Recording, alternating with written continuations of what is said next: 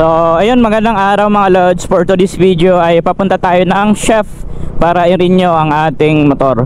So actually mga lodi, nung nakaraan pa sana siya i-renew natin, pero dahil nga Sabado bukas, last day natin ngayon, kailangan na natin ma-renew si Legendary.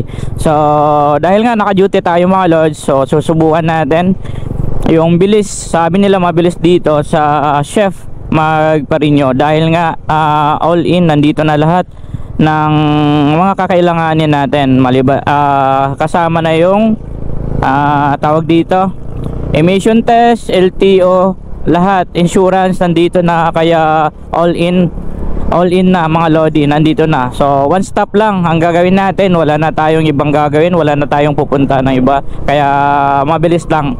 So sabi nila within 30 minutes ay matatapos na. So sakto, naka break time tayo ngayon mga lods. So puntahan na natin at ihatid na natin dito sa chef ang ating motor. So medyo makalimlim yung panahon ngayon mga lods, kaya kailangan nating magmadali dahil 1 hour break lang tayo. So ayan, malapit lang din to sa working place natin mga lods, ang chef na to, kaya I'm sure mabilis lang tayo makakabalik agad. So eto na mga lodi, sa mismong San Manuel National Highway High School. Ayan, dito na tayo. So ikot natin sa kabila, mali yung pasok natin. Eto, one stop shop. Ayan, kabila tayo mga lodi, mali yung ikot.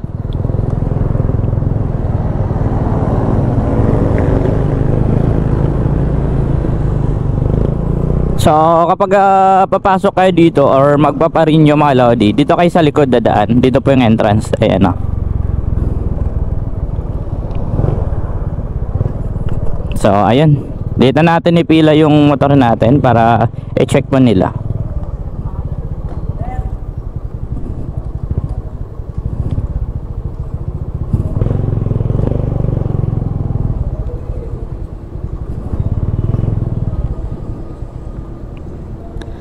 So ito, antayin natin yung mag-check ng motor natin. So dito natin siya ipipila mga lodi.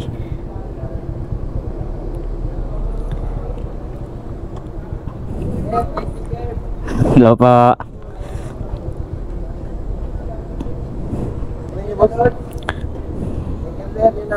Apa? Sticker mo na bago wall siya. Ruy. Joke lang, may dala pala.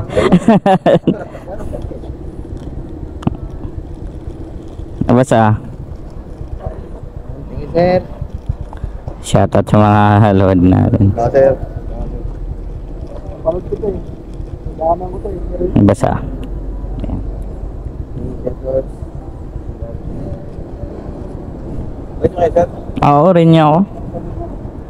Parang bago na tulog, sir. Ha? Sticker mo, bago na. Oo, bago yan. Ano to kayo? Galing ano? Kay bus ninyo? Kay boss Nino. Endorsement ko rin yung bus ninyo namin. Natingga na yung motor natin. Renew ka na lang. Puro siya na, sir.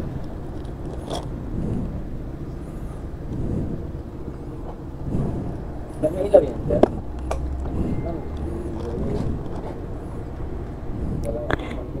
So first thing to do mga lodi, kailangan natin Xerox yung ORCR. Ano tayo, sir, dito? Ayan, so punta tayo dito sa may, tama ba? Insurance ba? Receiving area. Wala to kick ano ha? Walang starter, kick mo lang. Okay na lang yan, sir.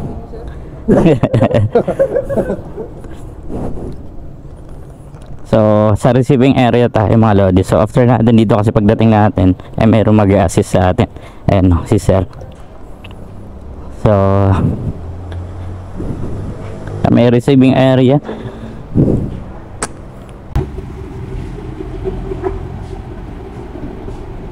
Napo, punyeta ka pala eh. Sticker.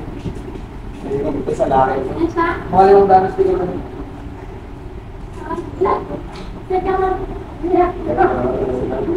Isa na tayo. Sticker. Yung guard. Isa pa daw, sir. Guard. Isang sticker.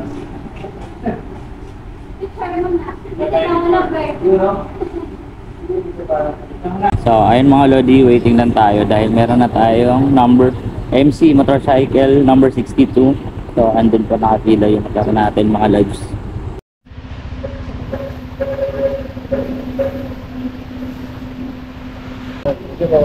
So ayun, after natin sa may receiving area mga Lods, magpa-payment lang tayo dito sa Cashier 1 mga Lodi. Ayan, para ma-process sa emission test natin ng motor. Ayan, no, para sa inspection to mga Lodi, no. Ayan, no. Ayan, sa Cashier 1. So next natin mga Lodi, proceed tayo doon sa may insurance. So after natin sa insurance, bago tayo mapunta sa insurance mga Lods, make sure na matapos yung emission test natin or inspection ng motorcycle natin. And after noon, papunta na tayo ng insurance mga Lods. So antayin natin yung result ng ating motorcycle inspection. Tara. So ito mga Lods ay chinecheck, ongoing na chinecheck yung ating motor. So simula sa gulong, sa brake system, lights mga Lodi, isa-isahin po nila yan. Ayan po. So dinadaan lahat ng mga machine, ng mga ginagamit nilang machine dito mga Lodi. So naka-check and pipe yan mga Lodi.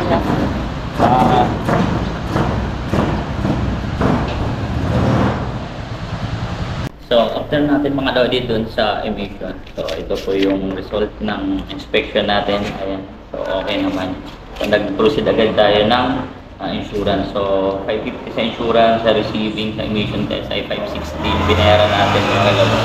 Ngayon patapos na tayo. So nagsimula tayo dito kanina around 1:15 to 1:20 PM. So ngayon LTO na lang kasi nakuha na natin kaagad yung insurance natin. Nakakabilis dito ng process mga Lods. I think hindi umabot ng 30 minutes yung process. So natapos na natin yung insurance. Ngayon proceed tayo sa LTO. So para sa verification or i-update yung papel natin sana para updated yung registration natin. So tara, punta natin yung sa LTO. Ayan, sa likod. So okay tayo para ibigay itong ano natin. Yes.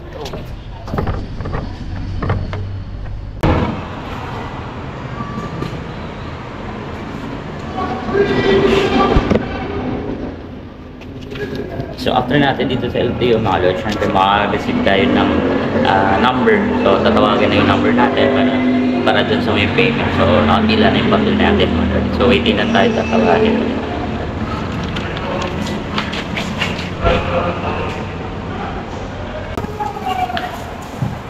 Client number 23 po.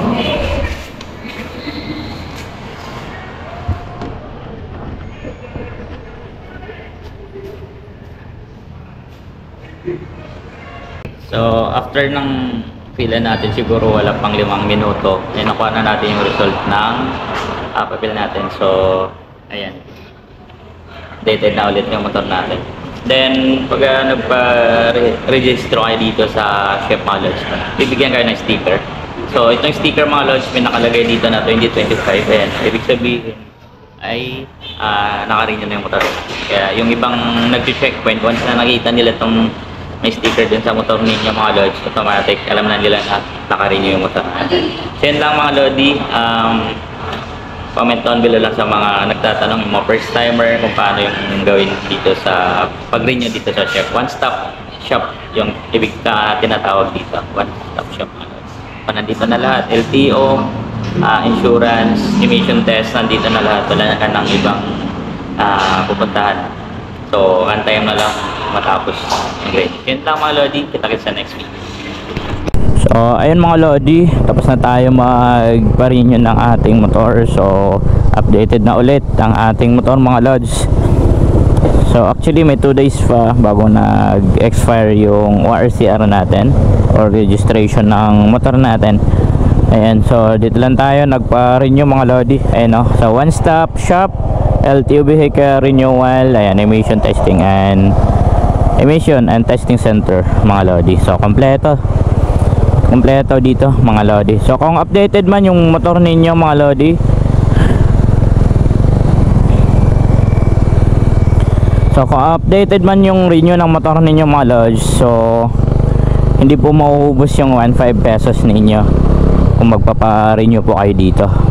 So make sure mga lodi ay walang huli na galing sa LTO violation. Kung may violation man kayo galing sa LTO or nahuli po kayo ng LTO mga lodi, before po kayo mag-renew ng inyong mga motor, make sure na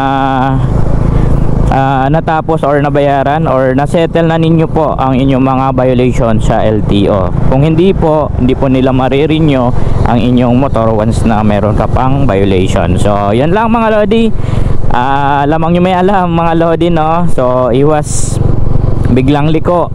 Ayan, so magpa-renew na po kayo dito sa Chef sa may barangay San Manuel mga lods.